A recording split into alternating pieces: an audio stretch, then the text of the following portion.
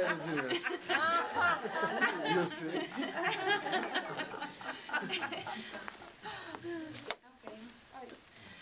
So, are you ready?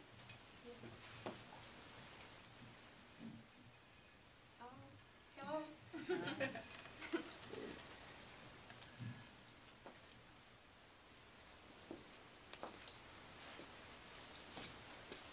Getting that angle just right. Okay. Evelina Pentcheva, welcome. I've seen some of your artwork before. I've looked at your website, so I'm so happy that you're here. And this is our group. So welcome everybody. And please tell us a little bit about your work and where you're from and how you got started. And Yeah. So, hi everybody. Today is actually the Bulgarian Easter, so it's a really beautiful day. And I just want to start with a little addition to the speech. I read lately that some scientists actually say there is no chaos.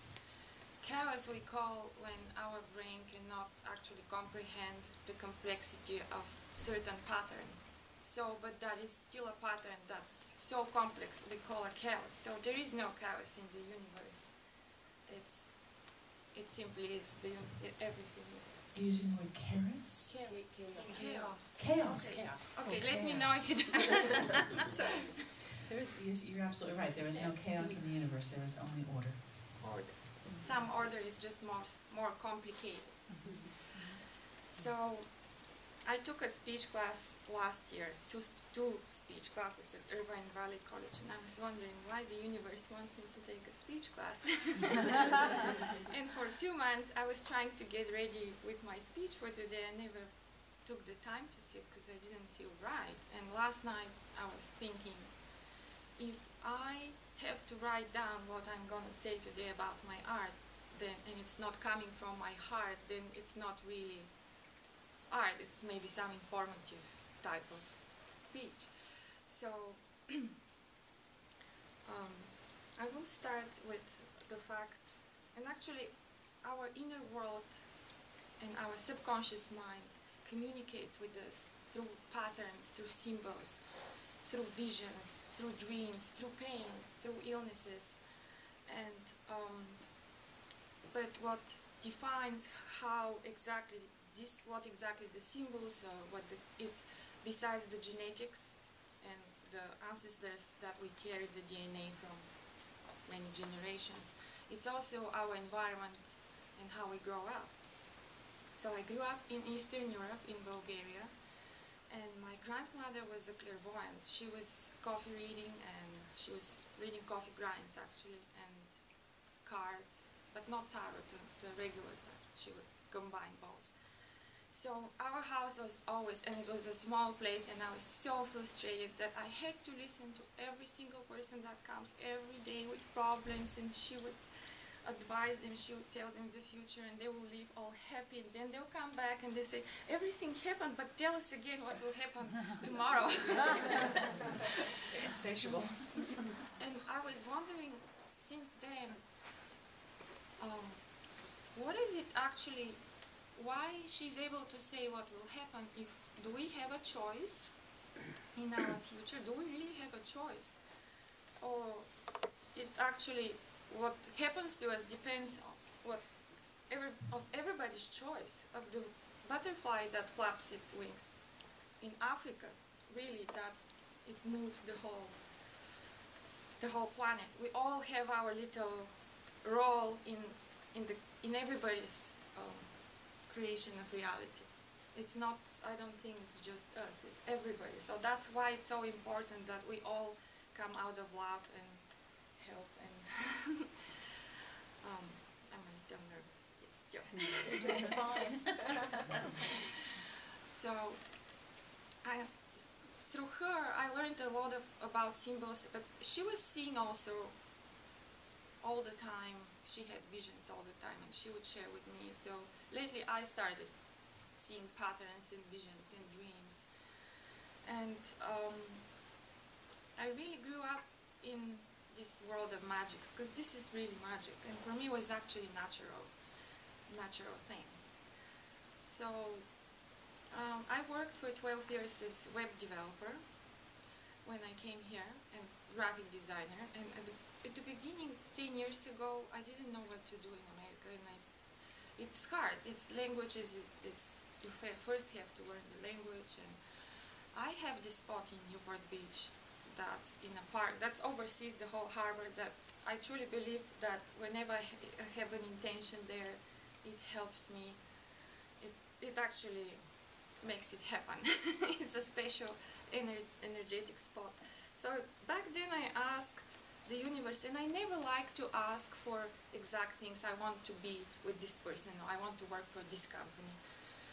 Though I did when I was younger. And what I ask is, I would love to have this job that I make so much money and people love me. And I got a job, 2 jobs, people loved me, and I made so much money. But then I was so unhappy. Every day I was dragging myself. It was 4 or 5 years ago. Oh, no, 3 years ago. You forgot to ask that you loved the job? No. So I didn't like anymore the job after 7 years. And I was dreaming of a little straw house in a forest. But then you have the house, and all life is so set up, you don't want to do that. And my grandmother at that time, she had a stroke, and over the phone she will all the time tell me my future. Before she died, she kept doing that for days. And she said, you're going to leave your job and you're going to be so happy. Well, I didn't leave my job. My job left me. And then I went to the same spot, and now, I just realized that now when I was thinking about today, what I'm going to say, I said, what I truly love to do is to make people happy and uplift them. That will make me actually happy, to see people glowing and bringing the best in them, and like something like that, but I didn't know what. And I started a jewelry line, and I thought maybe that's it, that will make them look beautiful. And actually my photo enigmatic is very young, so if I get famous, this will be the beginning. It's about 3-4 months old, so all the work that you will see on my website, and I forgot my albums, is created the last 4 months, and it's obsessive thing I cannot without. And so 4 or 5 months ago, I woke up one morning and I knew what I want to do. It was actually capturing the essence of a person and then transforming that into some type of art that you can put on your wall. Because it's different when you get, to me, I think if you go to a house and you see even a little portrait of the family or artwork that includes the people that live in the house, the queen of the house, you have different respect for that house. At least that's my feeling. It's like, right? You get in and you have different respect. Now you know where the energy comes with. So that's so I started just photographing friends, my wonderful friends and their kids, and I started noticing that some of the pieces that come out either predict what will happen to the person, or when I look at them later, that is the person. That is actually, I was able to capture it, and I never have an idea what will come out at the end. I just look through the photographs that I took, and I have to be in a state of stillness and love. If I'm not, it's not there. I sit and look, and I'm not able to create anything. So, and then it just comes together, and even I'm fascinated. Whoa, how did it happen? And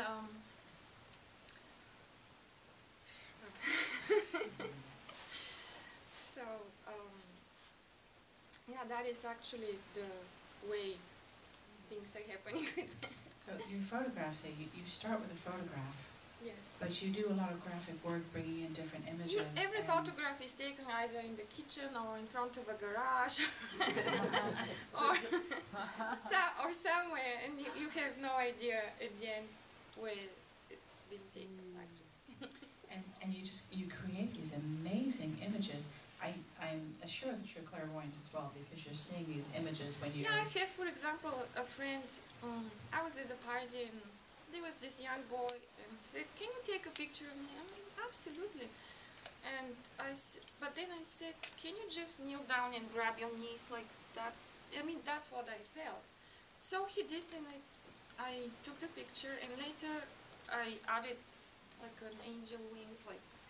But then the picture was so a little bit like desperate or something, and only a few days later he put it as a profile picture on his Facebook because he just separated with his love, and he was so devastated, and that picture just was what he felt at that moment, and I was like, that's a little weird. But so it's not actually weird, that is what it is.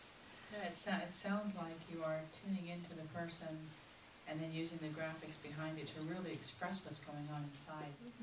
So you're giving visual imagery to feelings. Yes, so I'm still, because it's so young, I notice usually artists will have a certain style, and that's how you recognize the style of the artist. And that's how you actually can promote yourself. But then I was wondering, I cannot really do that because it's not about me and my style, it's about every person. So it is what it is, and I'm just going to follow my inner feeling. I even started some like real photography classes, but I noticed because they ask you to look at certain, you separate the photograph on 3, and then this part should be filled with the eyes and this, and it actually it's influencing me in a bad way. It took me a few days after, because I started looking at that pattern type of, a good photograph is if this 3/3 of the picture filled with the object, and then you have this negative space, and so it's not. So you're doing it without rules now, you're doing it your own way. Yes. And yeah, I always, for example, this morning I always love to go out barefoot on the grass, and what I noticed, like the sun was here and the moon was here, and I like to hold it in a sense. It's really like a dance thing on the grass in the morning under the fruit trees. And I really didn't pray for me. I prayed for the peaches. They have the most beautiful and delicious peaches in the apricots. But I noticed at some point, here was the sun and here was the moon, and I was just breathing like this, and I looked, and there was this white big bird that just flew between my hands and the sun and the moon. But they were so close, I did like that, and it's like they were behind my hand. Behind you.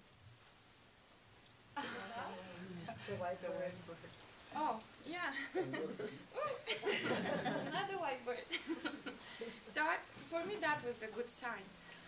And yeah, it's all truly about, and I'm so thankful that I had to come today because it did make me think about this, that our inner and subconscious mind, our inner world constantly communicates with us in every possible way through patterns. Like sometimes you see 6 7s on a car's number, or on your watch, or when you wake up at 5:05, right? Have it happened to you? And you know, there is something you should be watching, it's communicating to you. And sometimes it's pain, and I would like to share even that experience that happened last month. I had for almost a year and a half like strong pain here, and I went to they did ultrasound, all kind of research, and they couldn't find out what it is, but it was such a heavy pain, sometimes I couldn't sleep. And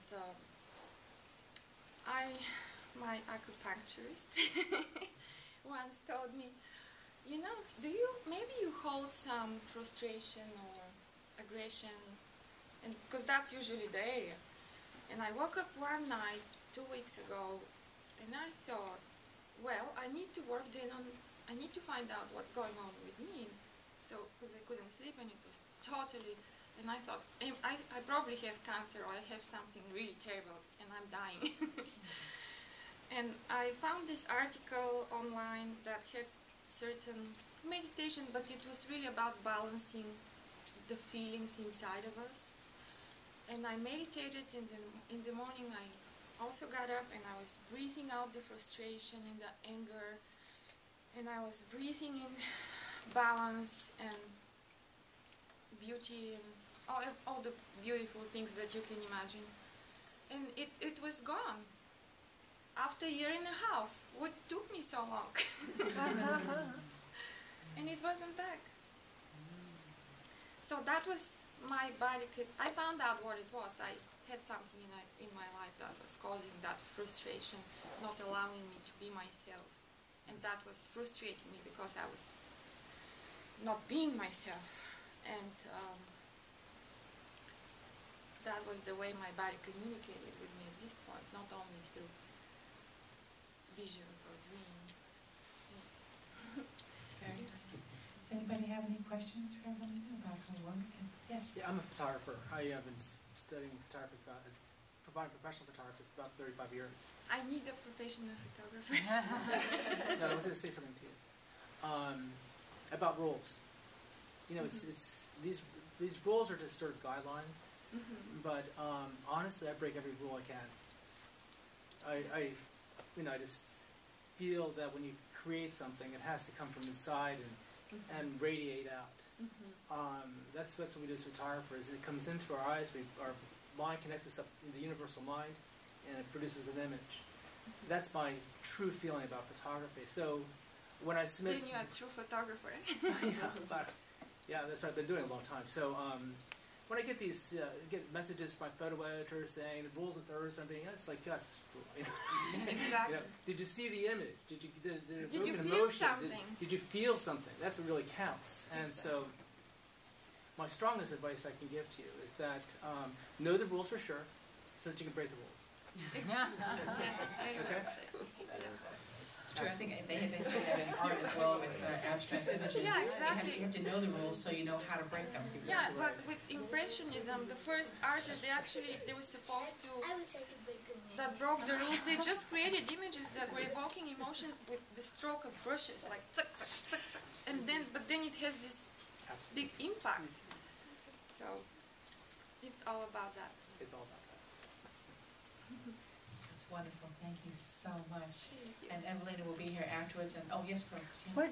What software programs do you use to create It's this Photoshop. background?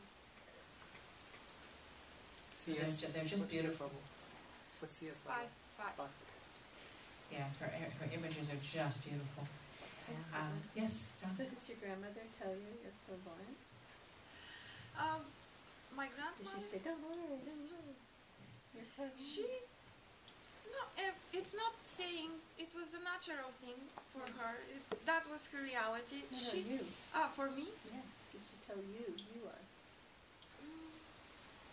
We constantly were coffee reading together, and it's not really the question of Okay.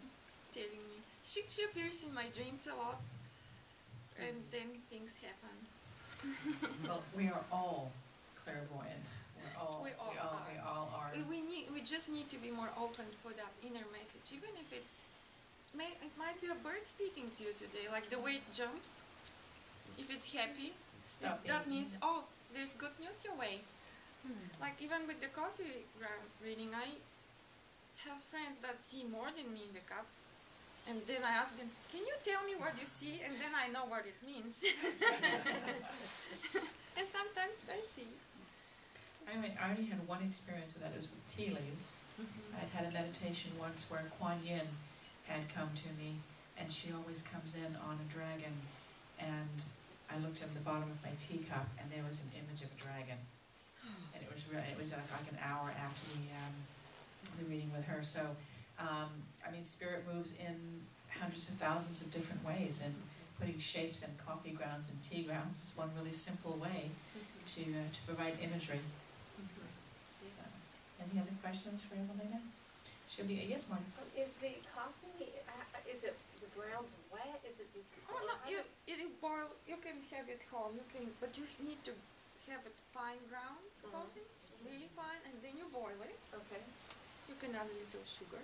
So you put the water And just at the moment when it's about to boil, you add the coffee and you take it off the stove. So it has this foam on top, like it tastes better. And then you sip in your cup, and it's better if the cup has round corners. Okay. And when it's on the bottom and you know it is going to stick to the walls when you do like this, you drink the rest, of course. You put the cap on top and you turn it like this. Oh. And you wait for it to dry. This is after you drink it, though? Yes. Okay. And you just set your intention to give you some messages and you start looking. And then the symbols you will see, you will start noticing how they speak to you. Well, it can't be drip coffee. You have to boil. It can't be American drip coffee from a machine. You have to do like a You can- Turkish You can get them actually from Persian stores. It's called Turkish coffee. Oh, okay. Also Greek coffee. Yeah. Or you can just take regular coffee and grind it a lot. Mm-hmm. Even some commercial machines at the store. I'll have a grinder, yes. Just grind it longer, so it's really fine. Oh, okay. That's interesting. Thank you. Maybe we should do a coffee reading more. I was gonna say that. Coffee reading. That would be fun.